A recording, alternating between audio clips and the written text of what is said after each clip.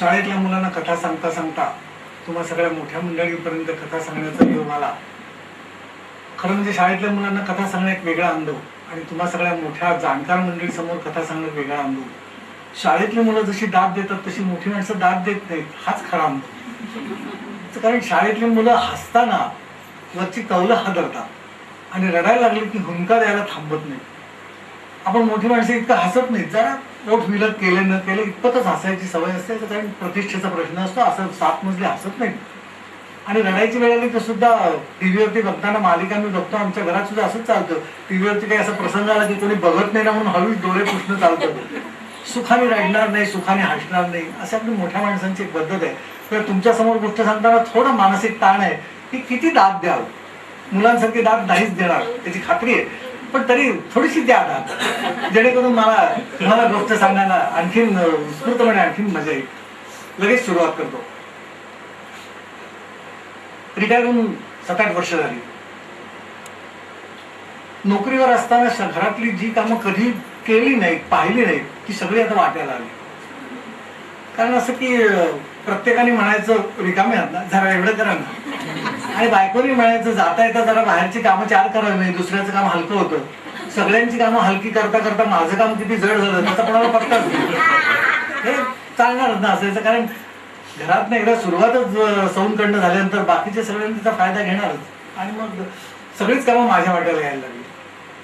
तर मुद्दाम सांगून ठेवलं, बाहेर जाताना जरा सांगून जात जा, म्हणजे 4 कामं बाहेरची पण होऊन जातात ना. असं म्हटल्यानंतर मी बाहेर जाताना जर सांगायचं म्हटलं तर लगेच 2 कामं तयारच असतात. मी उलटी दिशा सांगितली तरी 2 कामं तयार असतात. मग या दिशेला होतं, मी त्या दिशेला चालतो म्हटलं तरी तयार असतात. की एवढी कामं घरात असतात, त्या नोकरीत असताना खरंच माहीत नव्हतं. आणि त्यामुळे ही सगळी घरातली कामं इतकी पाठीमागे लागली होती की ती कामं, म्हणजे नोकरीत असताना मी रिकामा होतो सकाळच्या पिठाला, आणि रिटायर झाल्यानंतर इतका बिझी झालो की माझ्या इतकं बिझीच नाही. प्रत्येक जण अरे काय करतो, सारखा कामातच असतो तो, असंच होतं कधी कधी. मी एक दिवशी बाहेर निघालो होतो आणि बाहेरनं जाताना सांगून जायचं म्हणून आवाज दिला सौना, मी जरा चौकात जाऊन येतो, एक बँक बुक भरायचं आहे आणि जोशी बहिणींकडे निरोप द्यायचा आहे, तेवढा दिलो. थांबा. चौकात जाताना लगेच सौनी अनघाला हाक मारली आणि अनघाला सांगितलं भाजी आणायची, ती पण आणायला सांग. अनघा लगेच पिशवी आणि पैसे घेऊन पुढ्यात हजर आणि म्हणायला लागली काय काय आणायचं ती सांगत होती. तेवढ्यात सौनी आवाज दिला आतनं, कागद आणि पेन दे. 4 गोष्टी सांगितल्या, ते एक विसरून येते. दे नंतर सवय त्या माणसाची, दे ना कागद पेन, काय बिघडतं का. लगेच अनघा कागद पेन घेऊन आली आणि मला सांगत होती, मी लिहून घेत होतो. तिने नुसतं सांगितलं वांगी. वांगी म्हटल्यावर मी नुसतं वांगी लिहिल्यानंतर पुढे मी लिहित राहिलो, ताजी, बारीक, काटेरी. ती म्हणजे एक वांगी लिहायचं तर एवढं काय लिहितं, तर सगळं लिहून घेतलं म्हणजे बरं असतं. नंतर मला सांगितलं शेकटाच्या शेंगा आणायला सांगितल्या. शेकटाच्या शेंगा आणायला सांगताना सूचना दिली, ती जुडी बांधलेली असते, त्यातल्या एक बारकी शेंग असते, वेगळ्या सुट्ट्या घ्यायच्या. हे सगळं सांगायची मला काही गरज नाही. मी असं 8 वर्ष भाजी आणतो ना, पण हा रोजचा संवाद जर झाला नाही तर भाजीला चव नाही. ती फोडणी सारखी प्रत्येक शब्दाची फोडणी बसायलाच पाहिजे, म्हणजे भाजीला चव वाढते ना. ठीक आहे, वांगी झालं, शेंगा आल्या, अर्धा किलो कोबी आणि नवीन मिरच्या घातल्या, त्याला वरती लिंब मिळायचे, 12 लिंब लागतील, तेवढी 12 लिंब आणायची. सगळं लिहून घेतलं आणि निघणार. तेवढ्यात सौनी आवाज दिला, हिंगाची डबी सांगणार. अनघा लगेच हिंगाची डबी आण. मी म्हटलं अगं सगळी भाजी आहे मध्येच हिंगाची डबी कुठली सांगतेस तू. मला वाटलं सौ आत गेली असेल. म्हटलं मध्ये सगळ्या भाजीच्या प्रकारात हिंगाची डबी बसते का. हिंगाची डबी असं म्हणेपर्यंत सौनी आवाज दिला, तुम्ही भायखळ्याला भाजी आणायला जाताय, आणायचे मशीनला पुढे जाऊन हिंगाची डबी आणायच. किती तक्रारी, एक चौकात सगळी दुनिया मिळते, पण तरी काही सांगितलं की त्यामध्ये आपलं काहीतरी शिकवायचं तुझ्या. पिशवी घेतली, बाहेर पडली. बँक बुक खिशात घेतलं होतं, चौकात गेलो, बँकेतनं पासबुक भरून घेतलं, जोशी वहिनींकडे गेलो.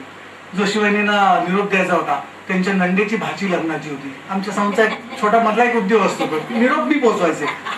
त्यांच्या नंदेची भाची लग्नाची. आतापर्यंत 3दा गेलो होतो, त्यावेळेला पत्रिका जमली नाही सांगायला गेलो होतो. आता गेलो होतो, त्यांना सांगितलं पत्रिका जमली. म्हटलं पहिल्यांदा जोशी वहिनी चहा प्यायला थांबा, काम झाल्याशिवाय माणसं चहा नाही देत. चहा प्यायला म्हटलं नाही वेगळे. आता घरनं निघताना मला सौनी मागणं पाठीमागनं आवाज दिला होता, अनघा त्यांना सांग भाजी आत्ता लावे नाही तर संध्याकाळी उगवतील. जोशीबाईंना सांगितलं मला भाजी आत्ता द्यायची, त्यामुळे आता काही चहा पित नाही, एक चहा उधार ठेवतो आणि नाहीतर साखरपुड्यानंतर लग्नाला प्यायला येईनच. जोशीबाईंना बरं वाटलं, कटकट वाटली चहा करायची. जोशीबाईंकडनं बाहेर पडलो, चौकात आलो, वांगी घेतली, शेकटाच्या शेंगा घेतल्या, कोबी घेतली आणि लिंब घेण्याकरता कुठून आणायची लिंब ती सांगितली होती. कोपऱ्यावरती लिंबवाला बसतो, त्याच्याच कडनं घ्यायची. लिंबवाला शोधण्याकरता मी कोपऱ्यावरनं वळलो. नुसतं वळलो मात्र तर समोरच्या पलीकडच्या बाजूला फुटपाथवरती एक मुलगी होती, 24-25 वर्षाची सुरेख तरुण पोरगी होती. तिने मला हात आवाज दिला, नाना अहो नाना असं म्हणून तिला आवाज दिला. कोण हाक मारताय मला? मी म्हटलं आजूबाजूला दुसरे कोणी नाना आहेत का म्हणून बघत होतो, पण तुम्हीच असं तिने आवाज दिला. थांबा, तिथेच थांबा, आले असं म्हणून ती रस्ता क्रॉस करायला निघाली तर वाटेमध्ये 2 रिक्षा गेल्या, एक बस गेली, 2-3 स्कूटरवाले गेले. त्यांना सगळ्यांना चुकवत ती मुलगी माझ्या पुढ्यातून उभी राहिली. समोर येऊन उभारल्यानंतर म्हटले, नाना ओळखलं तरी मला? आई असं अनपेक्षितपणे एकदम समोर आलं, मला कसं ओळखणार होतो? मी थोडासा विचार पडलो, तेवढ्यात तिची डेक्कन पिन सुटली. अहो मी राव बहादूर पटवर्धनांची मुलगी, आम्ही 4घी बहिणी, सगळ्यात धाकटी, तुमची आवडती लाडकी नॉटी गर्ल. नॉटी गर्ल म्हटल्याबरोबर एकदम सगळा भूतकाळ आठवला. राव बहादूर पटवर्धन म्हणजे आमच्या गावातलं बडप्रस्थ. त्यांचा बाहेरच्या बाजूला मोठा उसरी होती, त्याच्यामध्ये झोपाळा होता. इकडे 3 खुर्च्या, इकडे 3 खुर्च्या, मध्ये टीपॉय आणि राव बहादूर झोपाळ्यावर बसलेले असायचे. येणारी माणसं सगळी खुर्च्यावरती बसायची आणि राव बहादूरांच्या गप्पा व्हायच्या. त्यावेळेला ही जी छोटी मुलगी होती, राव बहादूरांची लाडकी मुलगी, झोपाळ्यावर त्यांच्या शेजारी बसल्याची. कोणी आले की बाबासाहेब तिने सांगायचे, जा बेटा पाणी आण. ती पाणी आणताना असं आणायची की तांब्यावंडा आणायची, ती त्या टिपावरती इतकं अलगट ठेवून जायची, कधी कळायचं नाही. चहा आणायची, ती चहा ट्रे मधनं आणताना कधी कपातला चहा बशीमध्ये सांडला नाही तिचा, इतकं नीट आणायची. तो ठेवला की जाताना आम्ही सगळ्यांनी वेडेवाकडे चपला बूट काढले असतील तर ते रांकेट लावून जायची. मला मोठं कौतुक वाटत, एवढी छोटी मुलगी, राव बहादूर पटवर्धनांची लाडकी मुलगी, आणि आमच्या सगळ्याची चपला लावून जाते. बाहेर आली कप कशा न्यायला तरी कप कशा नीट सगळ्या ठेवायची आणि ट्रेनमधून घेऊन जायची. जाताना वर्तमानपत्र आम्ही सगळ्यांनीच प्रत्येक 5 सुटं करून वापरलेलं असायचं. त्या सगळ्या ती जुळवायची, वर्तमानपत्र नीट जुळवून घडी घालून मग ठेवायची आणि त्याशिवाय ती आत जायची. मला इतकं कौतुक होतं. मी बाबासाहेबांना म्हणायचो, बाबासाहेब तुमची धाकटी मुलगी आहे ना, ही जगा वेगळी हो, जगा वेगळी. तिचं सगळं वागणं आहे ना ते किती वेगळं हो, सगळ्यांसारखं नाहीये. ही अगदी निराळीच पोरगी आहे. काही राव बहादुरांनी केवढा अभिमान करायचा आणि केवढ्यांदा साप मिळाले ते खळखळून हसायचे, दाद द्यायचे. मला एकदम ते सगळं आठवलं. मी तिला नॉटी गर्ल म्हणायचो. तिने सगळ्या चपला लावून ठेवल्या की जाताना मी तिला एक टपलीत मारायचो, तेवढी तिच्या लक्षात होती. म्हणून तिने मला आठवण दिली, मी तुमची नॉटी गर्ल. नॉटी गर्ल म्हटल्यानंतर मला सगळं ते आठवलं आणि ती म्हणली, माझ्या हातातली तिने पिशवी काढून घेतली. मला म्हणली, बरं झालं किती दिवसांनी भेटला, किती वेळा बघितलं, माझ्या कुठे दिसला नाही, चला आत्ताच्या आत्ता माझ्या घरी जा, मी आता तुम्हाला जाम सोडणार नाही. मी म्हटलं ना माझ्या घरी जा, माझं इथेच मी बिराड केलं नवीन, तिथे मी तुम्हाला घेऊन जाणार ना, आता तुम्हाला सोडणार नाही. म्हटलं अगं हो येतो, पण सांगशील का नाही कुठे वगैरे का? ते सांगते रस्त्यात चालता चालता मध्ये तिने तोपर्यंत पिशवी तिच्या हातात घेतली सुद्धा आणि मी तिच्याबरोबर चालत निघालो सुद्धा. तिच्या घरी जायलाच पाहिजे होतं. नॉटी गर्लनी हुकूम केला होता आणि त्या पोरीचा मी हुकूम कधी मोडला नव्हता. हो, हुकूम केल्यानंतर मी तिच्याबरोबर निघालो सुद्धा. रस्त्याने जाताना मी सहज म्हटलं, काय म्हणतात आमचे बाबासाहेब? मी म्हटलं तुम्ही ऐकलं नाही, ऐकलं. पुन्हा थांबलो. तिला बरोबर आल्यानंतर काय म्हणतात आमचे बाबासाहेब? आता मात्र तुला उत्तर द्यायला भाग होता. म्हणली बरे असावेत, बरे असावेत, बरे असावे. ही ग कुठली तुझी उत्तर देण्याची पद्धत? अगं बाबासाहेबांची तू लाडकी मुलगी आणि तू बाबासाहेब बरे असावेत सांगतेस? सांगते ना नंतर, घरी चालेल तेवढ्या करतात नेते ना घरी. नाही नाही तू इथे मला सांग काय झालं का? तू बाबांसोबत असं कसं म्हटलं? बाबांचं माझं वाकडं आलं. लाडक्या लेकीशी वाकडं काय घडलं काय एवढं? हातगाडी नशी लग्न बिग्न केलंस की काय तू? अहो चला ना घरी, सांगते ना तुम्हाला. एकदम काय तुम्ही शंकांचा एकदम डोंगर माझ्यासमोर उभा करताय. चला तिच्याबरोबर घरी गेलो.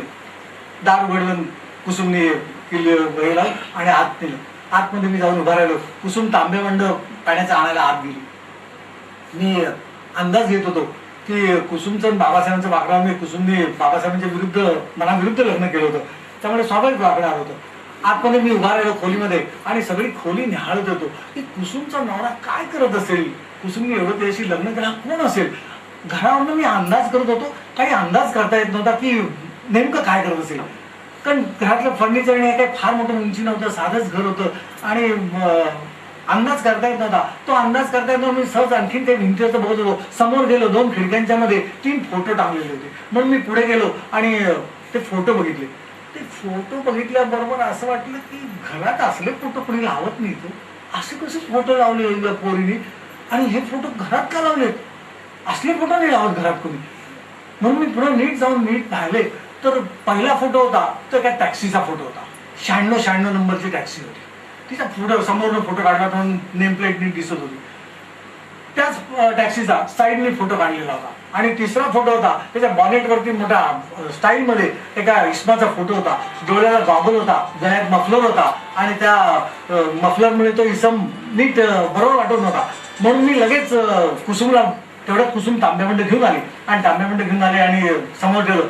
मी कुसुमला अनावधानाने एकदम म्हटलं, कुसुम हा तुझ्या नवऱ्याचा फोटो नक्की नसता.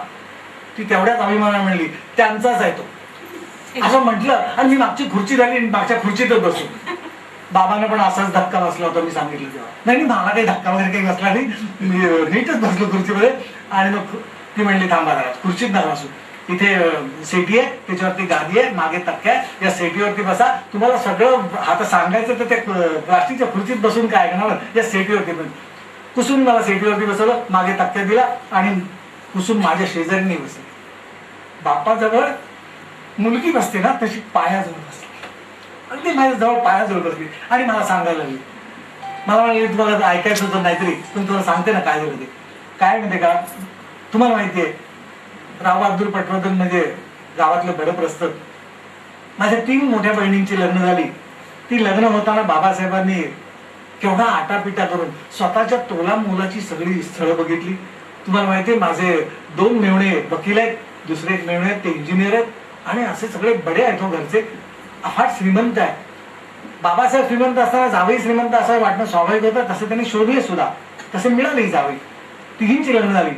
माझ्या लग्नाकरता मात्र बाबांनी असं मनात आणलं होतं की आपला 4था नवरा डॉक्टर असायला हवा. आणि म्हणून माझ्याकरता वर संशोधन करताना डॉक्टरच पाहिजे होता, म्हणून डॉक्टर शोधत होते. आत्याने एक स्थळ आणलं होतं आणि आत्याने सांगितलं की हे कुसुम करता चांगलं स्थळ आहे, पहा. सगळी चौकशी केली आणि बघितलं तर गावातच त्याचे 2 दवाखाने होते, सुरेख बंगला होता, 2 मोटारी होत्या. एक छोटी मोटार गावात फिरण्याकरता आणि एक मोठी मोटार बाहेर जाण्याकरता. त्यामुळे 2 मोटारी बंगला सगळा ऐशारामाचा कारभार होता. घरात नोकर चाकर माळी. आत्याने सांगितलं की असंच आहे आणि काही हरकत नाही कुसुम करता. बाबांनी पत्रिका पाठवली. पत्रिका बघण्याचा बाबांचा विचार नव्हता पण तरी पाठवून दिली. त्यांचा फोटो आला होता. माझी मैत्रीण उषा आणि मी दोघी जणी एक दिवस बसलो होतो. बाबांनी 2-3 ठिकाणी सांगून टाकलं, कुसुम आमची आता डॉक्टरीन होणार, डॉक्टर नवरा म्हणजे डॉक्टरीन होणार. उषा आली ती, तिला सांगितलं, उषा कुसुमचं लग्न ठरलं बरं का, डॉक्टरीन बाई होणार, डॉक्टर नवरा मिळाला तिला. मला अजून विचारलं नाही काही नाही आणि जाहीर करून मोकळे. त्याचं कारण ते जे सगळं प्रकरण होतं श्रीमंतीचं ते बाबांसाहेबांना एकदम पसंत होतं.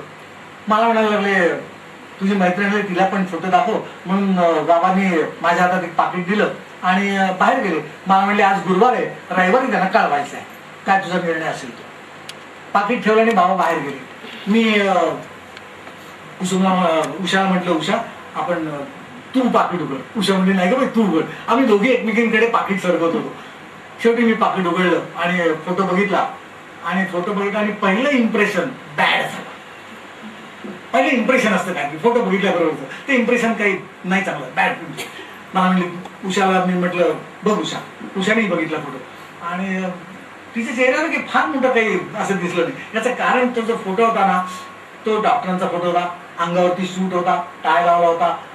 आता लग्नाच्या मुली करता ज्यावेळेला फोटो पाठवला त्यावेळेला तो फोटो जरा काही त्या फोटोवर दिसायला पाहिजे ना. फोटोमध्ये खोटं असायला काही बिघडतं का? फोटोमध्ये खोटं असायला आणि हसरा फोटो काढायला काय बिघडतं? 4 फोटो काढ ना बाबा, तुला काय पैसा कमी आहे का? एक हसरा फोटो पाठवायचा ना. चेहऱ्यावरती हसू नाही, समाधान नाही, प्रसन्नता नाही, काही नुसता मख्ख चेहरा. मला ते बघितल्यानंतर असं वाटतं की काय म्हटलं, आता काही डोळ्यामध्ये चमक वगैरे माणसाचे असते ना म्हणून चमक बघायचं, भिंगाचा चष्मा त्यातनं कुठून चमक दिसणार.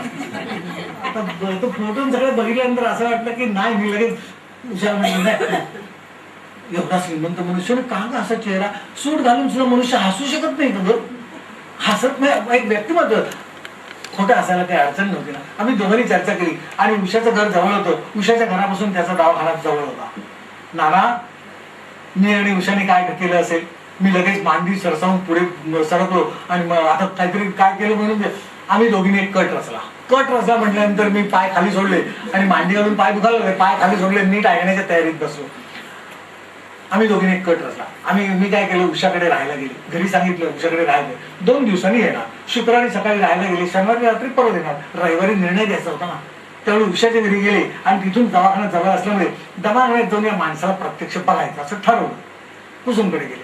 शुक्रवारी सकाळी 11, 11:30च्या सुमाराला कुसुमकडनं बाहेर पडले. पूर्ण मेकअप करून बाहेर पडले. मेकअप कसला केला, अति गावंढळ गरीब बाईचा मेकअप केला. सगळ्या चेहऱ्याचं सगळं मी हे केलं, केस सगळे विस्फारले, कोरडे केले सगळे आणि बटा बिटा काढल्या. कपाळात आडवी लावून चिरी लावली की आराणी बाई दिसली बाई. डोक्यावरनं घट्ट पदर घेतला, एक फाटकी साडी होती तीच नेसली आणि बाहेर पडली. पायात चपला काढून ठेवल्या, अंगणी निघाली. रस्त्यातनं अंगणी आले आणि दवाखान्यात येऊन बसले. दवाखान्यामध्ये बरीच गर्दी होती. ती गर्दी सगळी बघितल्यानंतर मला असं वाटलं की दवाखाना तर मोठा दिसतो. आत्याने वर्णन केलं होतं ना त्याप्रमाणे खरं म्हणजे डॉक्टरांची याच्यामध्ये दवाखान्यात येण्याची वेळ फिक्स होती, जाण्याची वेळ नक्की नव्हती. याचं कारण सगळे पेशंट संपले की जायचं. सगळे पैसे नीट गोळा केल्याशिवाय जात नसत डॉक्टर. सगळे पैसे नीट गोळा करायचे, त्यामुळे पेशंट संपले की जायचे, जायची वेळ नक्की नव्हती. आणि मी जाऊन बसले. तिथे जाऊन बसल्यानंतर दवाखान्यात नजर टाकली. मी एक तिथे बोर्ड होता, तो बोर्ड बघितल्याबरोबर खरं म्हणजे औषध घेतल्यानंतर चेहरा कडवट होतो. माझा तो बोर्ड बघितल्यावर चेहरा कडवट झाला. तिथे बोर्ड असा लिहिला होता की रोख पैसे दिल्यावरच औषध मिळेल.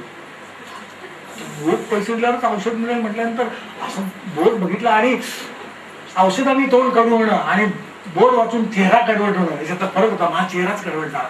मी म्हटलं या माणसाकडे जाऊ का नाही. हा मनुष्य जर एखादी गरीब कोणी पेशंट आला आणि अर्धे मोठे पैसे असले तर औषध देणार नाही का काय.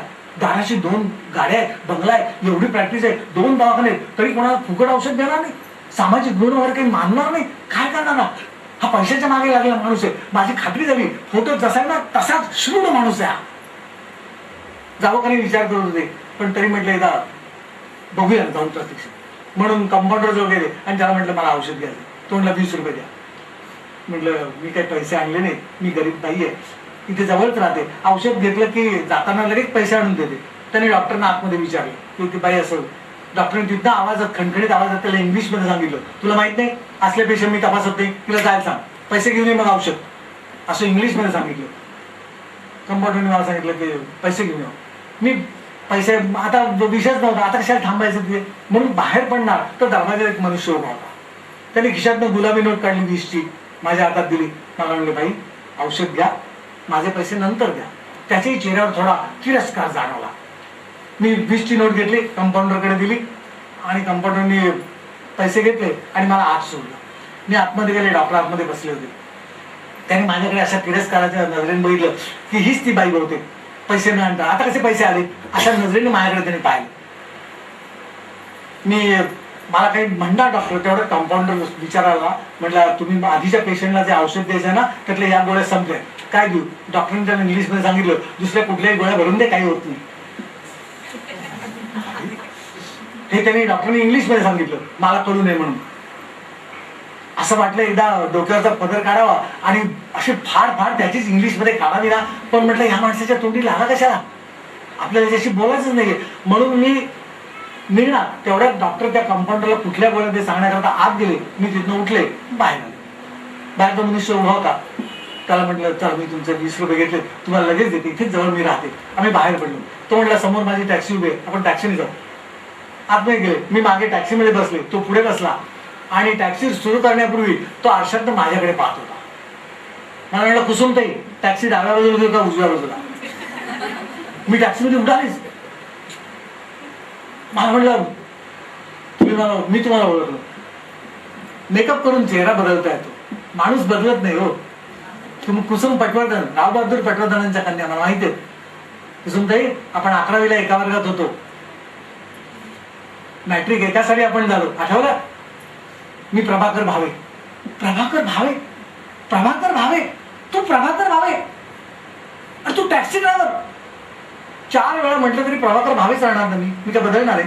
काय प्रभाकर भावे, प्रभाकर भावे लावला? नाही, मला असं म्हणायचं की प्रभाकर भावे टॅक्सी ड्रायव्हर कसा नाही, म्हणून मी असं म्हणते. हो, प्रभाकर भावे टॅक्सी ड्रायव्हर.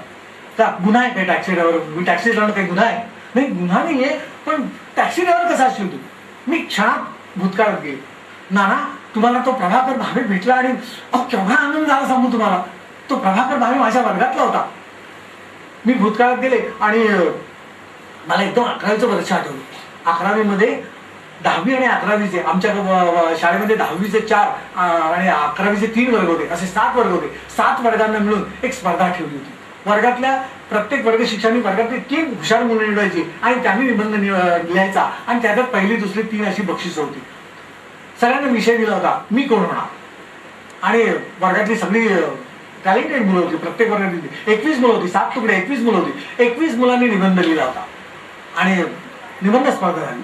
निबंध स्पर्धेमध्ये प्रभाकर भावेला पहिलं बक्षीस मिळालं. पहिलं. बाकीच्या सगळ्या मुलांनी निबंध लिहिला होता. त्या सगळ्या मुलांनी आई वडिलांनी सांगितलेल्या गोष्टी लिहिल्या होत्या. हल्ली पालक ठरवतात मुलांनी कोण व्हायचं.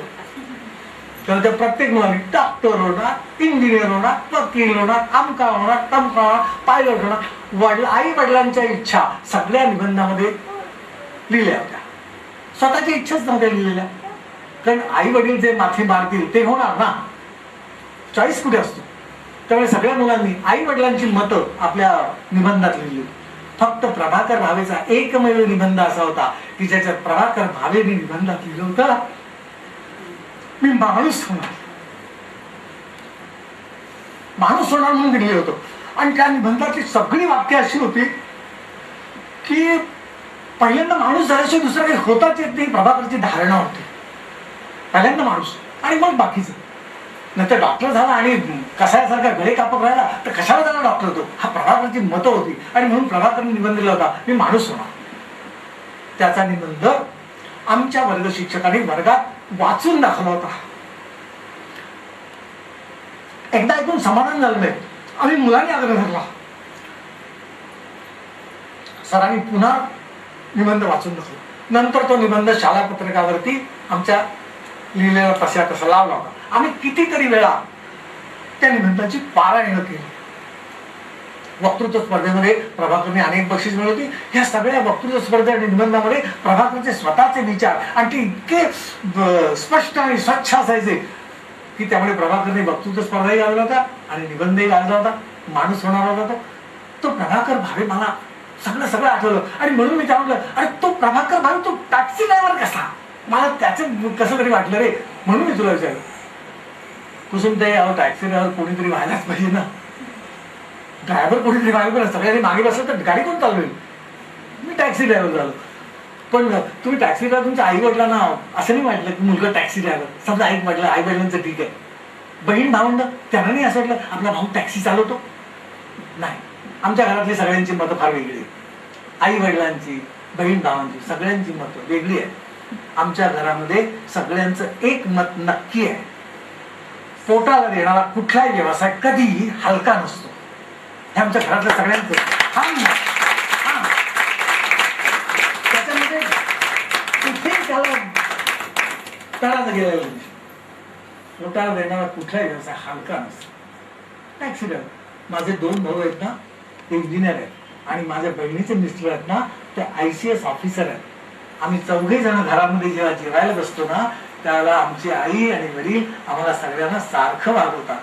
कोणाला कमी जास्त असं लेखत नाही.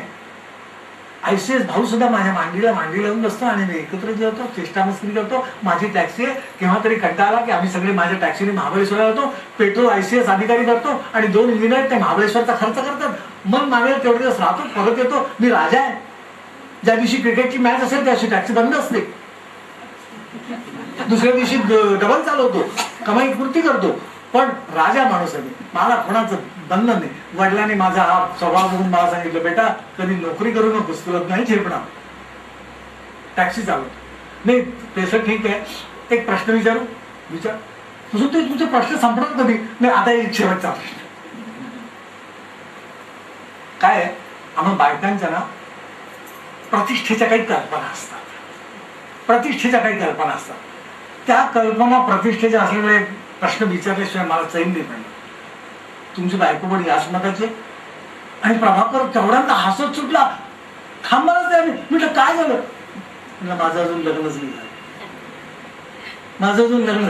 अशी बायको मिळाली तर लग्न करणार ना, नाही तर कसं करणार लग्न? अशी बायको मिळाली तर लग्न करशील? हो करीन. माझ्याशी करशील? प्रभाकर आता एवढा पोपटासारखा बोलणार प्रभाकर एकदम चूप झाला. त्याचं कारण राव बहादूर पटवर्धनांची मुलगी बाबा म्हणते लग्न करशील. एक मिनिट थांबला. म्हणला उद्या सांग. का घाबरतो? घाबरायचा विषय नाही, सांगतो ना उद्या. ठीक आहे.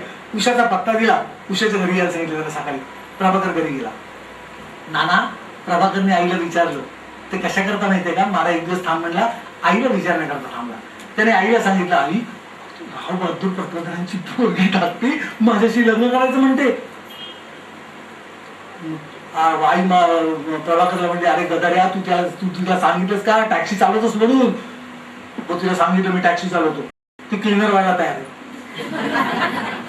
मला हरकत नाही. आईने परवानगी दिली. दुसऱ्या दिवशी प्रभाकर माझ्याकडे उषाकडे आला आणि मी त्याला शब्द देऊन टाकला तुझ्याशी लग्न करणार, बाकी कोणाशी नाही लग्न करणार.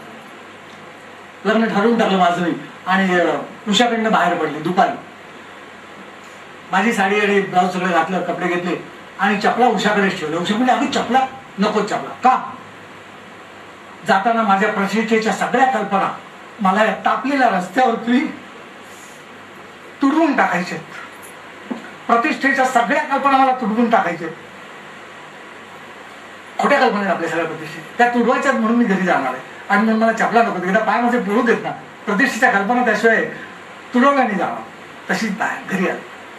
शनिवारी रात्री घरी आले.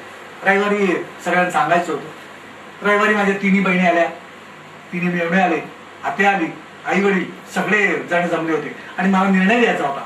सगळेजण जमल्यावर मला निरोप पाठवला. मी माझ्या खोलीतनं आले आणि बसले सगळ्यांच्या मध्ये. वडिलांनी विचारलं काय डॉक्टरीन बाई झाला ना विचार पक्का? उषाने तू काय ठरवलं? पहिल्यांदा काही बोलले नाही. आत्या म्हणली काय ग ठरलं ना तुझं? फोटो वगैरे बघितलास ना? तरी काही बोलले नाही. मग मी त्यांना सांगून टाकलं काल मी डॉक्टरांना बघायला प्रत्यक्ष दवाखान्यात गेले होते आणि मी तिथे बघून आल्यानंतर माझा निर्णय नक्की झालाय. मी या डॉक्टरशी नक्की लग्न करणार नाही. लग्न करणार नाही? काय झालं तुला? त्याच्यात काय कमी आढळलं? अगं गोरा तरुण पैसेवाला सगळं एवढं पुरतं लग्नाला एवढंच लागतं? मी त्यांना दवाखान्यात घडलेला सगळा प्रसंग जसाच्या तसा सांगितला आणि मी त्यांना असं म्हटलं की ज्या माणसाजवळ एवढा पैसा आहे आणि तरी तो एखाद्या बाईला, गरीब बाईला फुकट औषध देत नाही, किंबहुना पैसे घेतल्यानंतर सुद्धा एखाद्या बाईला नसलेलं औषध दुसरं देतो, म्हणजे पेशंटच्या जीवाशी खेळ खेळतो, हे खेळ खेळण्याची त्याला लाज वाटत नाही, असल्या माणसाची लग्न नाही करणार. मी प्रत्यक्ष पाहून आले ना, असं माणसाची लग्न नाही करणार. नाना मी म्हंटल आणि सगळेजण एकदम बिघडले. वडील तर आमचे एवढे बिघडले. मला विचारले वडिलांनी मग तुझा विचार काय? कोणाची लग्न करणार आहेस? प्रभाकर भावेशी. कोण आहे तो? Taxi driver. Taxi driver? माझे 3 जावई यांच्या पंक्तीला तो तुझा टॅक्सी ड्रायव्हर हतुडा तो आमच्या जावईंच्या बरोबर असणार? नाना बाबा असं म्हणाले ना, खरं सांगू मला एवढं लागलं ते. नाना मला एका प्रश्नाचं उत्तर द्या. अमुक अमुक व्यवसाय करणारे हे सगळे प्रतिष्ठित आणि अमुक अमुक व्यवसाय करणारे हे सगळे फडतूस, अशी यादी कोणी केली? ही यादी कोणी केली की हा व्यवसाय केला म्हणजे फडतूस आणि हा व्यवसाय केला म्हणजे हे प्रतिष्ठित? मला या पेशाबद्दल कुठल्या माझ्या मनात राग नाही, पण या पेशांमधनं जे पशु शिरलेले आहेत ना त्यांच्याबद्दल घृणा आहे. नुसती घृणा नाही, किळस आहे, किळस. मी पाहून आले ना. मी सांगितलं या माणसाशी लग्न नाही. बाबांनी शेवटचा निर्माणीचा शब्द काढला. तू जर हे लग्न करणार नसेल आणि त्या टॅक्सी ड्रायव्हरशी लग्न करायचा जर निर्णय झाला असला तर माझे आणि तुझे संबंध संपले. आपण एकमेकांचे काही लागत नाही, तू जाऊ शकतेस. त्याशी घर सोडायचा निर्णय घेतलेलाच होता. आई दारात उभी होती माझघरात. आईकडे गेले. आईला कडकडून मिठी मारली. आणि कारण रावबहादूर पटवर्धनांची पत्नी होती ती घराच्या बाहेर कधी पडली नव्हती, कधी पडणार नव्हती, रस्त्यात रस्त्यात कुठे कधी दिसणार नव्हती. आईला डोळे भरून पाहायचं होतं. आईला कडकडून तर भीती मारलीच. हे सगळं चालू असताना आईने तिच्या कणवटीला लावलेला बटवा काढला आणि माझ्या हातात दिला. मला सांगितलं, बेटा, तुझ्या लग्नासाठी केलेले 35-40 तोळ्याचे दागिने आहेत. हे दागिने तुझं स्त्रीधन आहे, हे मी तुला देते. हे जाताना बरोबर घेऊन जा. मी तोच हात तसाच उलटा केला आणि आईच्या हातावर परत ठेवला आणि आईला सांगितलं, आई, अगं सोन्याने तर सगळी दुनिया संसार करते, सगळी दुनिया सोन्याने संसार करते, मला सोन्यासारखा संसार करायचा आहे. सोन्या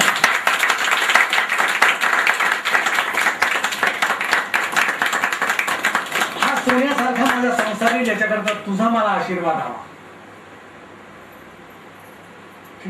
तुझा संसार सोन्यासारखा होईल. आईनं आशीर्वाद दिला.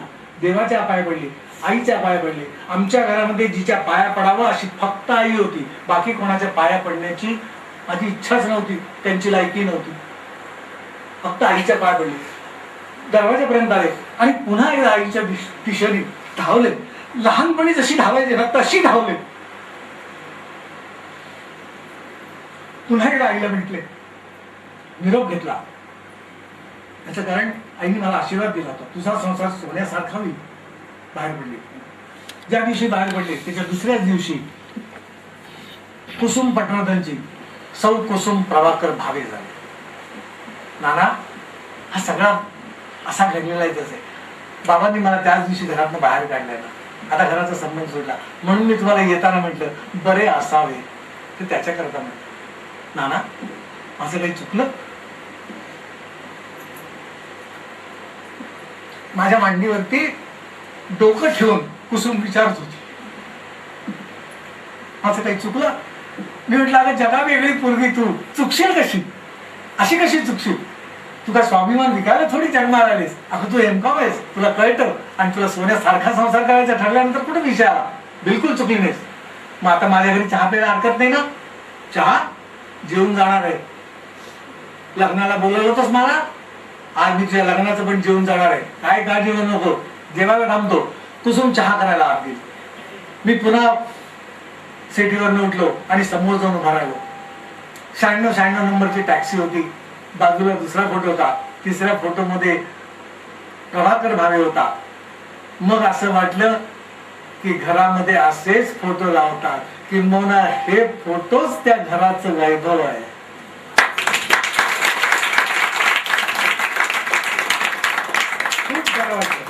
गप्पा मारायला आत गेलो आणि गप्पा मारता मारता कुसुम काय काय सांगत होती हे सगळं ऐकलं आणि तिला विचारलं, प्रभाकर किती वाजता येईल? 1:30 वाजेपर्यंत येईल. आणखीन काही गप्पा झाल्या. कुसुमचा स्वयंपाक चालू होता.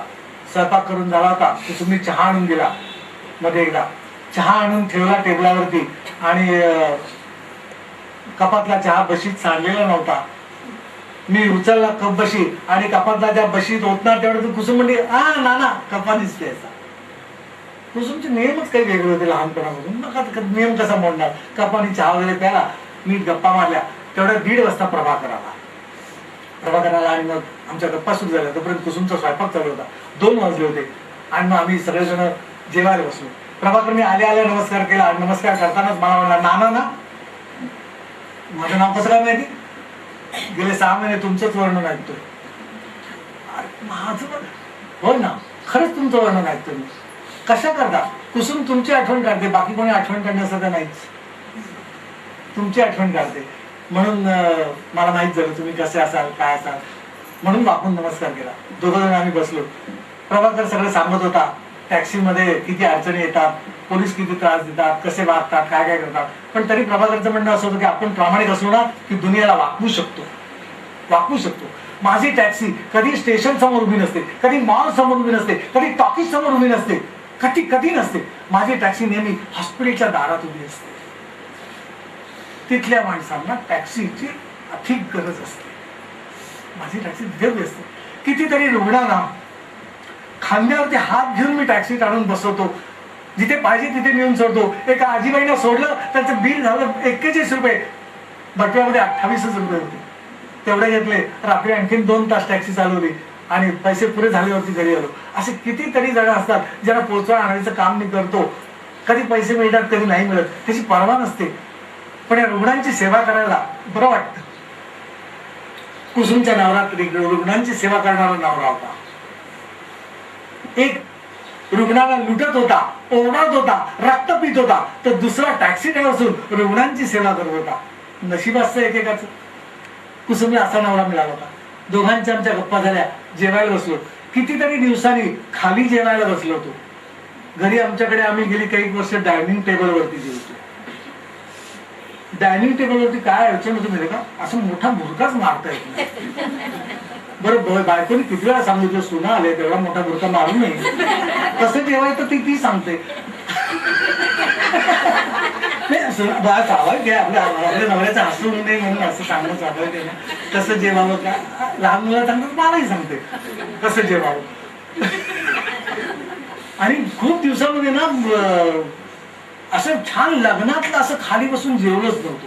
अहो कॉन्ट्रॅक्टरच्या इकडे लग्नात जेवायला ना तिथे टेबल खुर्च्या असल्या ना तरी ते टेबल खुर्च्या आणि टेबल क्लॉथ आणि खुर्च्या सगळं असतं. ते वाढायला घरची माणसं नसतात, तो कॉन्ट्रॅक्टर जे असतात. तो जिलबी विचारत होतो, वाढत वगैरे गेला जिलबीवाला, आता तो नंतर येईल, बसवत गेला. कोणी वाढत नाही, काय नाही. बरं आपण बसलो ना जेवायला शांतपणात जीव म्हटलं ना तर मागे आणखी एक जण उभा होतो, हा मुक्त कधी मी बसतो. आता तिथे कुठे बुफे मारून बसतात, तिथे जेवायची सोय.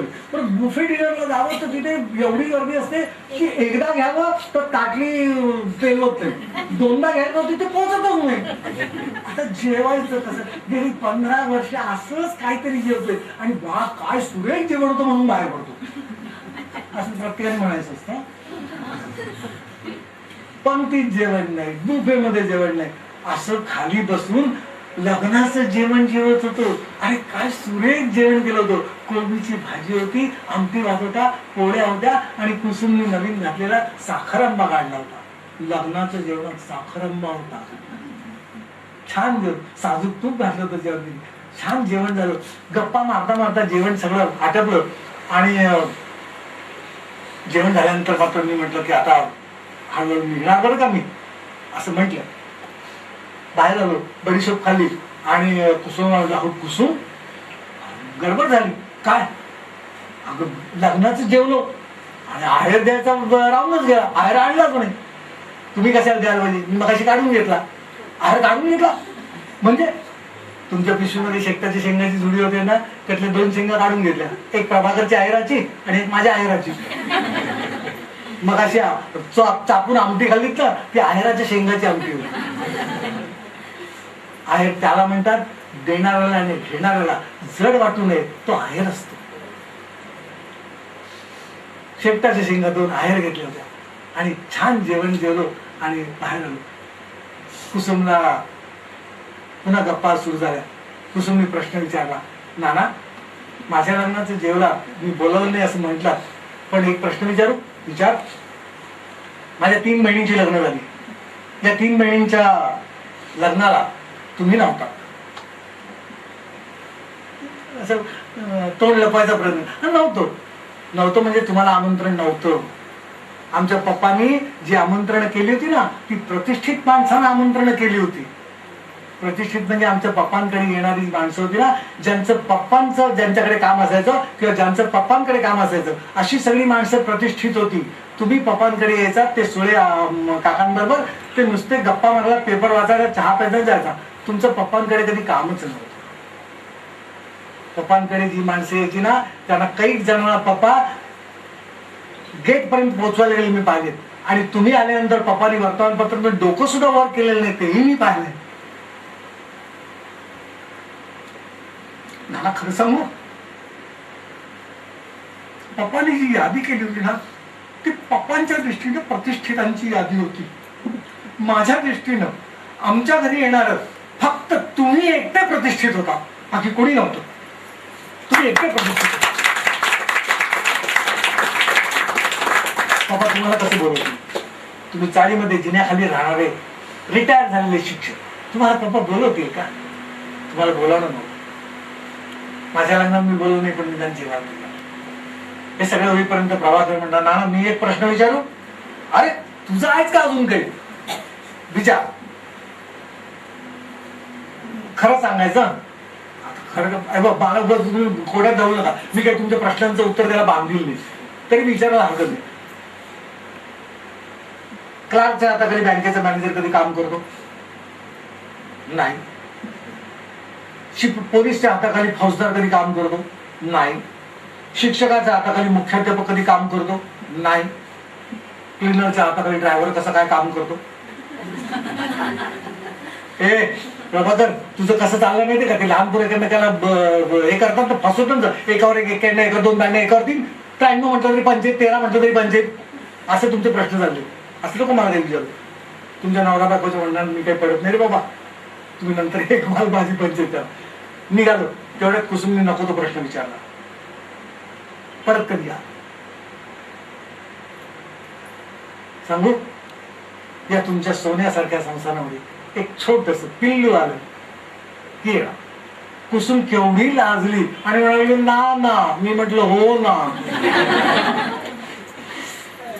दोघांचा निरोप घेण्याकरता बाहेर आलो.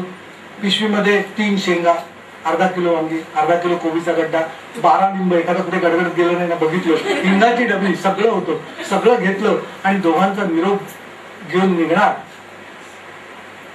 तेवढ्यात नॉटी बॉय आणि नॉटी गर्ल पुढे आले. दोघांनी पाकून नमस्कार केला, दोघांना आशीर्वाद दिला आणि त्याला म्हटलं आता मात्र संध्याकाळ झाली, सूर्य मावळायला लागला. सूर्य मावळायच्या मला उगवायला पाहिजे. घरनं निघताना बायको म्हणली होती एकदम संध्याकाळी उगवा. संध्याकाळ मी बायकोच ऐकतो. संध्याकाळी उगवा, मी संध्याकाळी उगवण्याकरता मला जायलाच पाहिजे. संध्याकाळी उगवण्याकरता निघालो. दोघांनी नॉटी बॉय आणि नॉटी गर्लला निरोप दिला आणि घरचा रस्ता